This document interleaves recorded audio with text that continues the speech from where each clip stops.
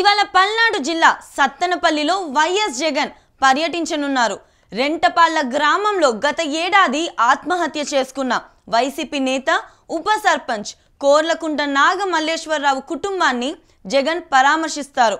అనంతరం గ్రామంలో ఏర్పాటు చేసిన నాగమల్లేశ్వరరావు విగ్రహాన్ని ఆవిష్కరిస్తారు. పల్నాడు జిల్లాలో వైఎస్ జగన్ పర్యటనకు పోలీసులు ఆంక్షలు విధించారు. జగన్ వెంట కేవలం 3 వాహనాలు 100 మంది వ్యక్తులకు మాత్రమే పోలీసులు అనుమతిని ఇచ్చారు. పోలీసుల ఆంక్షల మధ్య సత్తెనపల్లి పర్యటనకు జగన్ సిద్ధమయ్యారు. జగన్ పర్యటనకు భారీగా వైసీపీ కార్యకర్తలు తరలివచ్చే అవకాశం ఉంది. దాంతో ఈ పర్యటనపై ఉత్కంఠ నెలకొంది.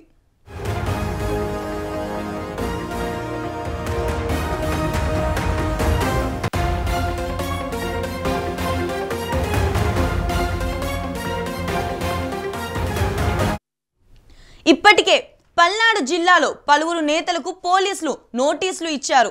ఆంక్షల నేపథ్యంలో జన సమీకరణపై నేతలకు పలు సూచనలు చేశారు.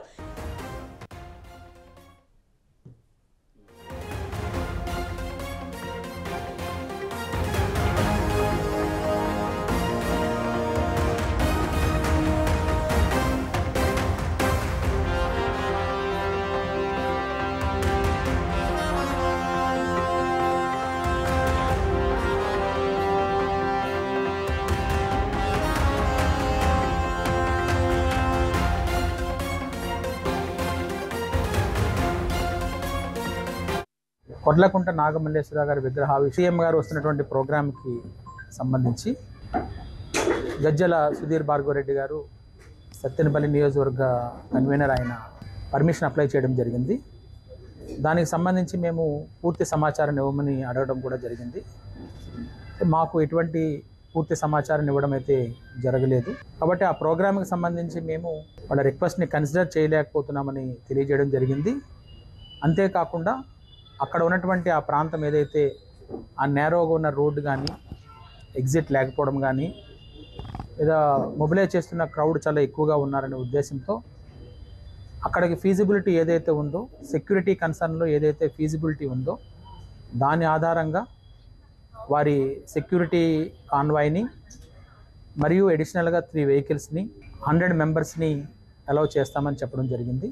ఈరోజు కూడా క్లియర్గా మీకు తెలియజేస్తున్నది ఏంటంటే సెక్యూరిటీ కాన్వాయ్ ప్లస్ అడిషనల్గా 3 వెహికల్స్ 100 మెంబర్స్ని ఆ ప్రోగ్రామ్ చేసుకోవడానికి అలౌ చేయడం జరుగుతుంది. దానికి అంతకు మించి వేరే గ్యాదరింగ్స్ కానీ ఏమైనా చేసినా కూడా ఎటువంటి పర్మిషన్స్ వాళ్ళకి ఇవ్వడం జరగలేదు. ఎవరైనా కూడా వీటిని పూర్తిగా గమనించాలి. ఎటువంటి శాంతి భద్రతలు కానీ విఘాతం కలగకుండా ఈ గ్యాదరింగ్ అనేటువంటిది అనవసరంగా లార్జ్ గ్యాదరింగ్ చేయడం కానీ చేయకూడదు. ఆ విధంగా ఎవరైనా చేసి ఇటువంటి ఏదైనా ఇబ్బందులు కలిగిస్తే ట్రాఫిక్ కానీ లేదు other law and order issues కానీ లేదా డిస్టర్బెన్సెస్ అమాంగ్ ద పబ్లిక్ కానీ ఇటువంటి వేటివైనా కలిగిస్తే మాత్రం చట్టపరమైనటువంటి చర్యలు తీసుకోవడం జరుగుతుంది.